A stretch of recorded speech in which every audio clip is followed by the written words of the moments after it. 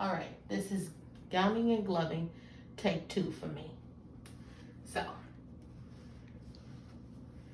we're grabbing, we are stepping back,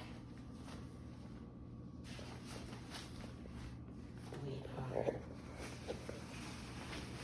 putting this on.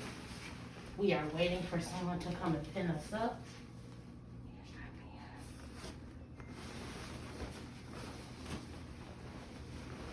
Okay.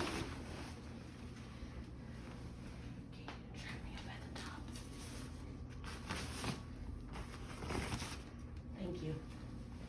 Okay, so now that we're at this phase, the next phase is gloving, and we're gonna open that up. So we're gonna move our gloves here. Open them up.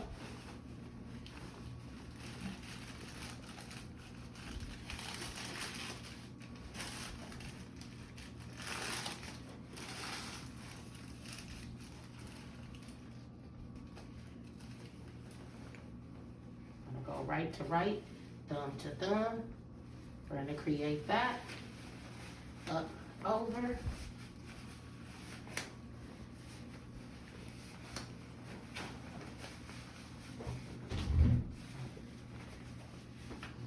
Use our sleeve. Bam, first glove. So now that we have that first glove on, we can take this. We have coat.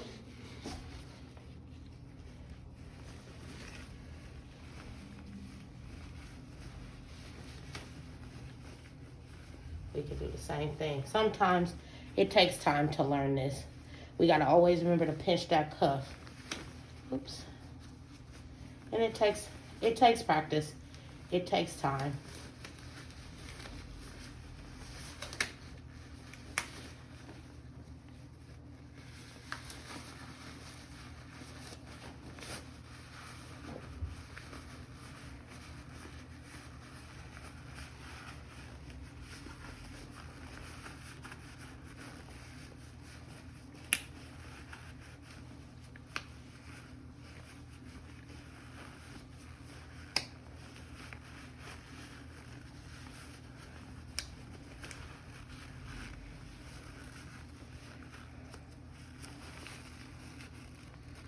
All right, so we're getting a finger in there. And again, sometimes it just takes a little bit more practice to get it right.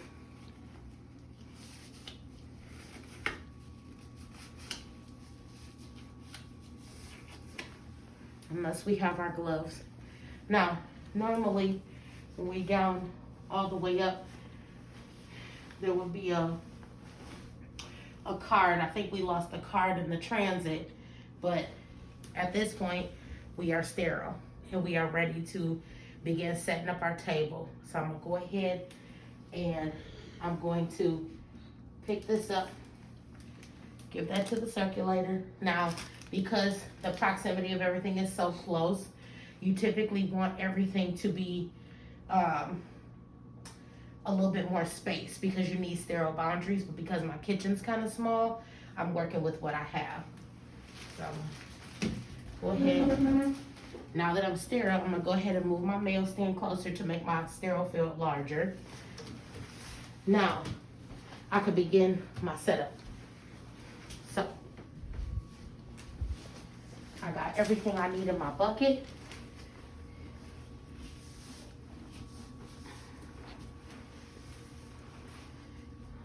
Put my towels down. We put the towels down so that we don't have any punctures in the back table drape. Provide an extra layer of protection. So I'm gonna put that down.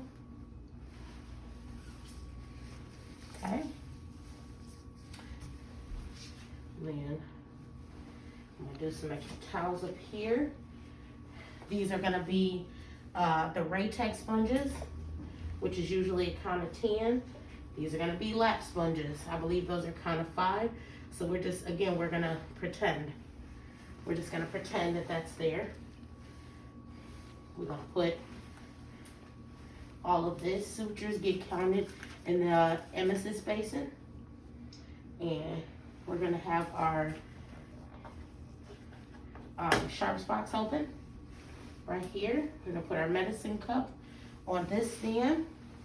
Now, normally, what we would do is when we are all set and before we count, we will put our instrument set on the stand. But the circulator would pull the lid open, step back, and they would check to see if the indicators turn or if there's holes in the pan.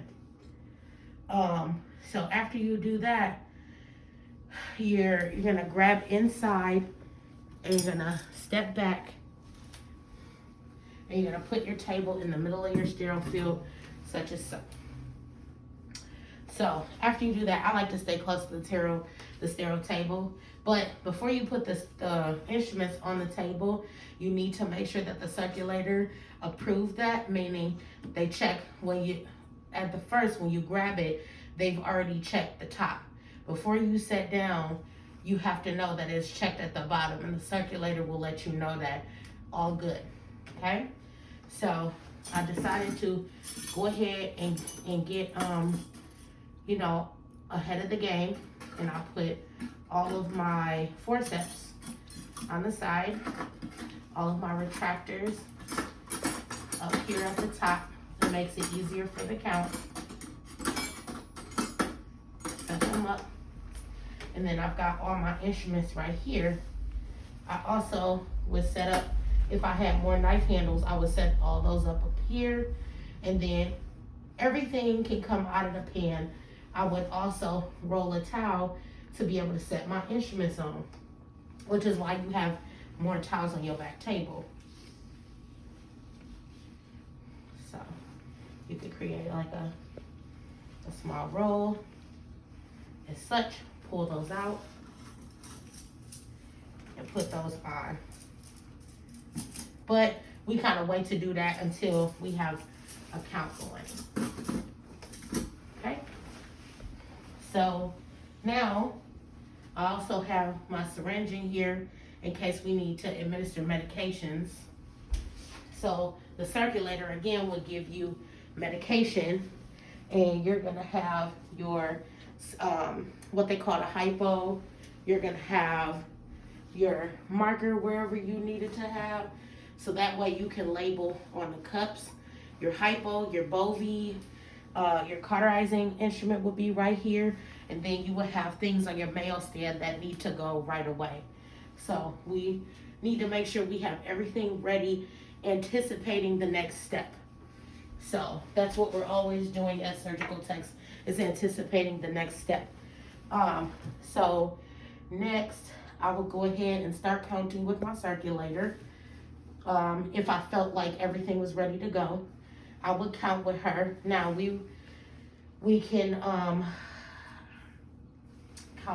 we count the blade handles, we can count retractors, we can count the pickups or the forceps. Now when it comes to the yank hour, this is counted as 2 pieces, but we have to make sure this is tightened. When it comes to us in the packaging, it's typically kind of semi-unscrewed. We tighten it. Suction is one thing we want to make sure that we have ready to go. So we will have that, and we actually will put that, I believe, on the mail stand because we always need that, the same as this.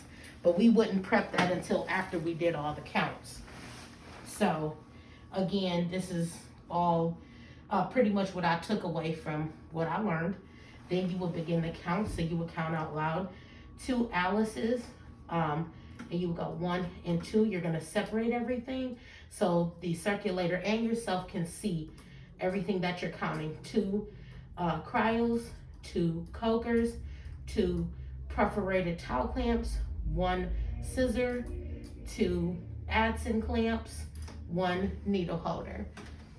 Again, you would also have your blades that you can load up. You can get those loaded and placed on the mail stand We count the sutures in the small emesis basin. We get whatever we need together and label in the bowls. Sometimes they use this as a trash bowl, so you can move that around, but not too many movements, because you don't want it to be one of those things where you're constantly shuffling things on your table. And then after that, the surgeon comes in, and then you would gown and glove. Each surgeon or each personnel that comes through the door that is a part of the case, you would be responsible for gowning and gloving them. So I hope this presentation was okay. Thank you so much.